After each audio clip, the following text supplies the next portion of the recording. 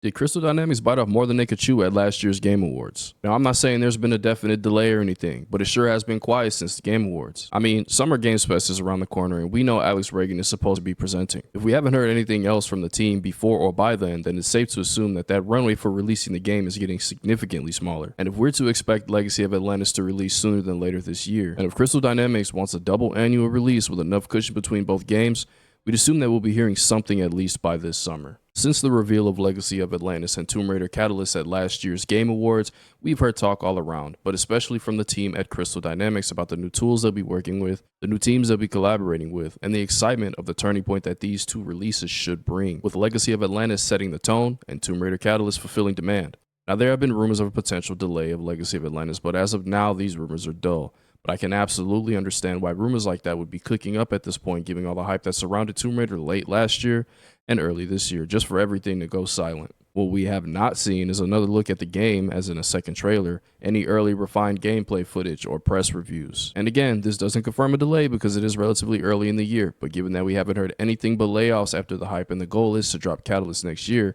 if there isn't a delay, there will be a marketing crunch for sure. And that could potentially lead into an overlap for Catalyst, which in Crystal Dynamics' defense, I'm hoping we don't have a pacing issue to boot things up again after a decade since the last actual new release. Crystal Dynamics has apparently laid off roughly 50 people as we know of in means to make changes to the studio for new projects in the future and in order to optimize the production of Tomb Raider within the last 6 months.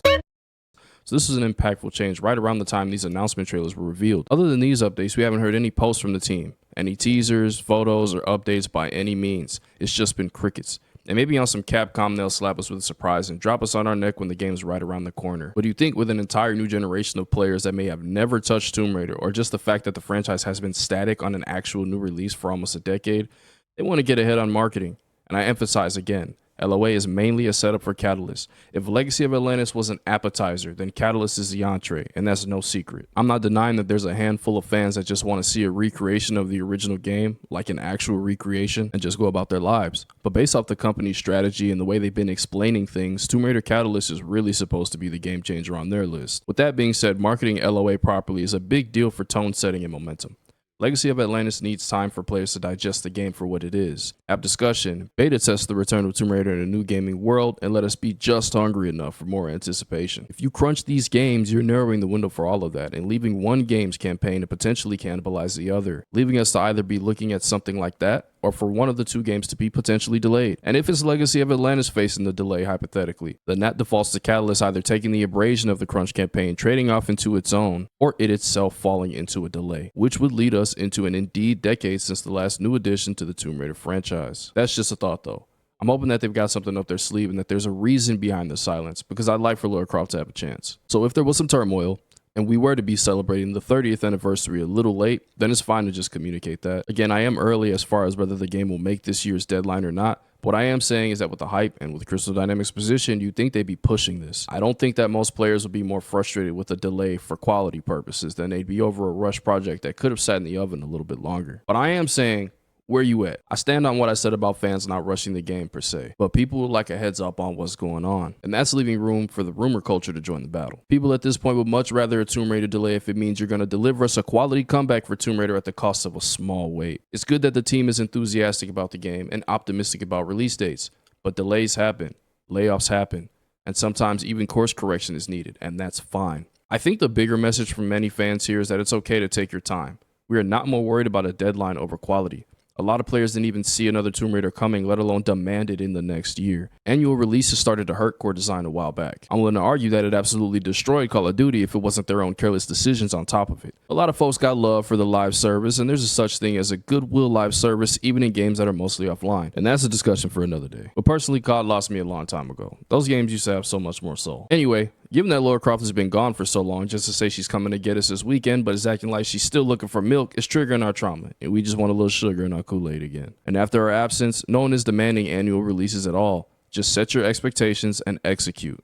There's a bunch of speculation that this June there will be a new trailer, but unfortunately, it's assumed that there will potentially be a new release date at the end of that trailer, and players are able to see what kind of release window we'll be having this October and potentially February. Being in the long-awaited, I love gamers. Some of y'all be tweaking, but for the most part, we good people. Love. But a lot of y'all kept letting GTA 6 make you ride the emotional roller coaster.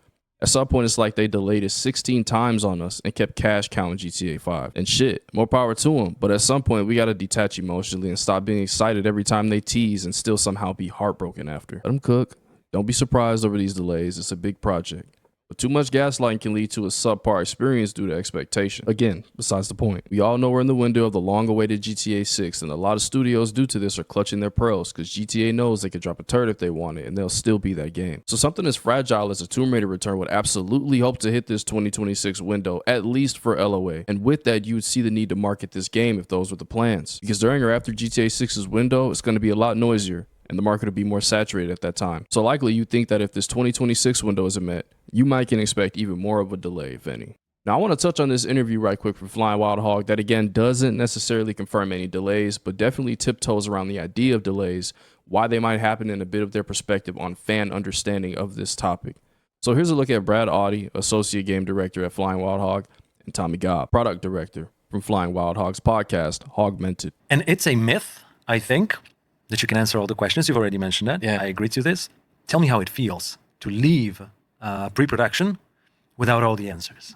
I think the most important thing is that you are clear about the most important questions that you need to answer, and you do your best to answer them in vertical slice. So an example of that would be, you're not going to know what every boss fight is or every enemy in that game, like what every enemy archetype is going to be and how they're going to behave. What you would want to do is come out of that with an understanding of your combat system, where it can scale, and what kind of new interesting challenges you could introduce. On top of that, you're going to want to know generally how long does it take to make an enemy from the code perspective, from a design perspective, and all of these different areas. So you can then take that knowledge, and armed with that knowledge, you can plan out a production and a general roadmap, but it doesn't mean that you know this is every single thing that's going to be in the game, and this is exactly how it's going to behave. Some people still struggle to understand, how does it happen that the game is delayed by a month, a year, and so on? It happens a little every day because you don't go in with all the answers, and you have to. And that means you're kind of accounting for the fact that we might not keep some of the deadlines because we otherwise would have not gone out of pre-production. So let's make sure that if it is not promising by the end of the week, we're dropping it. Yeah, exactly. And that's the thing. These delays are not always, and these kind of decisions that you have to make towards the end or middle end of a project are not always about compromising. Sometimes there is something on the table that could potentially be great for the game. Technically, we should have answered these questions in pre-production, but let's have a look into this and see if it turns into anything. There's one IP that we can, Tomb Raider, of course, that we can talk about in terms of what you're saying. One of the first reactions to the reveal of Tomb Raider Legacy of Atlantis is, this feels like Lara. There is a certain flair about Lara Croft. She's sassy. She's a very specific type of character. And if you don't make a game where she's that means, you're probably not doing things right. You're right. Survivor Trilogy is now part of the canon. Yeah. And there's a reason for that. Now, as they state, they are working on some other projects behind the scenes that we aren't aware of. But the elephant in the room is that they are working on Tomb Raider Legacy of Atlantis. So that can lead viewers to easily make connection that some of this discussion of delays and vertical slices could be grazing what's going on or has been with Tomb Raider. Now, that isn't definitive given they have mentioned other projects. That's just putting two and two together. It could be completely unrelated. Now, this year at Summer Game Fest, as I mentioned earlier, we will be seeing Alex Wilton Reagan as a co-presenter for the event. But even more recently, it's been revealed that during IGN Live, we'll be getting a behind the scenes as Lara Croft from Alex herself, giving fans some insight on development, I suppose, and some more about how she feels as Lara Croft, of course. Other than that, I don't know much of what else she may have to share other than, of course, if we get a trailer revealing anything else about the game, she'd likely touch upon that. I also want to mention I'm currently doing a gameplay of Tomb Raider Legend on this channel. If you want to just take a nostalgic trip with me through a past era of lore, or maybe you missed this era, go ahead and check it out for yourself. With all that being said, we're mostly in the dark for now, but it's looking like they plan to break silence this June, so we'll see what they have for us then. In the meantime, we keep our heads up and allow time to tell. If you're a Tomb Raider fan, we've got a lot more of our here, so subscribe if you're interested in that. If you got this far, I appreciate you hearing me yap, and if you like this video, make sure to like it so that the algorithm understands what you want to see, and stay in the loop for more Tomb Raider news. I'm not confirming any rumors in this video, I'm just speaking from the player's perspective. I always recommend sharing so that like-minded people can join the discussion and we can expand the nation. Let me know what you expect out of Tomb Raider this year. Would you prefer a delay, or do you need her now? Are you more interested in Legacy of Atlantis or Catalyst? Either way, your time is appreciated, and I'll be seeing you, Assassin, soon. I'm out.